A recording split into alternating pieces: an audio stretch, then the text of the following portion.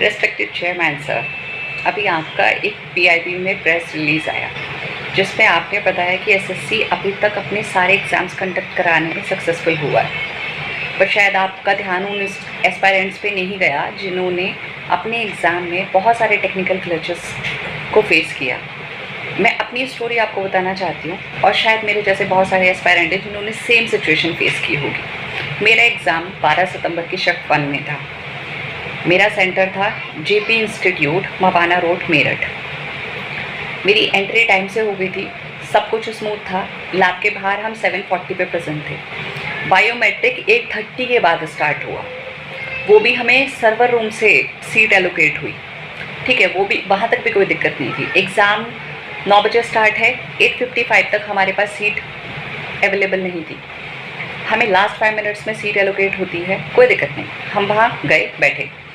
उसके बाद सर 9 बजे मैं अपनी स्क्रीन पे देखती हूँ, कंप्यूटर की स्क्रीन पे, कि एरर 999 दिखा रहा है। मैंने वहाँ की टेक्निकल टीम को फिर से अप्रोच करा कि मैम मेरी स्क्रीन पे दिखा रहा है, आप प्लीज़ इसको कंसिडर करें। दे सेड कि जब टाइम स्टार्ट हुआ एग्ज़ाम का तो आपकी स्क्रीन ठीक हो जाएगी, बट अंदर से एक डर होता है आपके अंदर कि अगर नहीं हुआ तो, बाकी सबका स्टार्ट हो गया तो मैंने सोचा कि मैं अभी जो भी मैं कर सकती हूँ कि मैं अप्रोच करूँ। फिर मैंने लैब के बाहर जाके बाकी जो भी हायर ऑफिशियल्स थे मैंने उनको अप्रोच करा। उन्होंने आके फिर सर्वर रूम से फिर से मेरी सीट चेंज कराई। मुझे पहले लैब 4 की सीट नंबर 13 दी गई थी, फिर उसके बाद मुझे सीट नंबर 10 दी गई। अब मेरा एग्ज़ाम स्टार्ट होता है, 9:25 हो चुके हैं, सबका ही एग्ज़ाम डिले था उस दिन। 9:25 पे मेरा एग्ज़ाम स्टार्ट होता है, 5 मिनट तक कोई दिक्कत नहीं हुई, सब कुछ स्मूथ चला। फिर उसके बाद मेरा माउस हैंग हो गया। मुझे लगा माउस की दिक्कत है, शायद मैं सही से ट्रैक नहीं कर रही। मैंने स्क्रीन की तरफ देखा, इतने में मेरा सर्वर क्रैश हो गया, मेरी स्क्रीन पूरी ब्लैक हो चुकी है। मैंने फिर से टेक्निकल टीम को अप्रोच करा, सर मेरा सिस्टम बंद हो चुका है। वो आए, उन्होंने 10 मिनट के अंदर उस चीज़ को फिर से फिक्स करा। आई फील कंफर्टेबल कि चलो ठीक है, अब एग्ज़ाम स्मूथ हो जाएगा। उसके अगले 7 मिनट में सर फिर से सर्वर क्रैश हो गया। फिर मैंने टेक्निकल टीम को बुलाया। मुझे याद है कि आपके इंस्ट्रक्शन में ये बात बहुत अच्छे से लिखी थी कि अगर आप गर्दन भी घुमाते तो आपको डिबार कर दिया जाएगा। ये डर भी था मेरे अंदर, वॉट अगर मैं यहाँ से उठी या मैंने इधर उधर मुड़ के टेक्निकल मेंबर्स को बुलाया तो आप मुझे डिबार ना कर दें। लेकिन फिर भी उसके बाद मुझे रिस्क लेना था। मैं फिर से बाहर गई और फिर से मैंने उनको बुलाया कि प्लीज़ आप देखिए ये फिर से बंद हो गया। वो आए, फिर से उन्होंने अपना 4-5 मिनट का टाइम लिया, फिर से उसको ठीक करा। ये प्रोसेस मेरे साथ ऑन अकाउंट ऑफ 17 टाइम्स हुआ है सर। उससे ज़्यादा भी हुआ है तो मैंने गिना नहीं, क्योंकि मुझे फिर एग्ज़ाम देना था।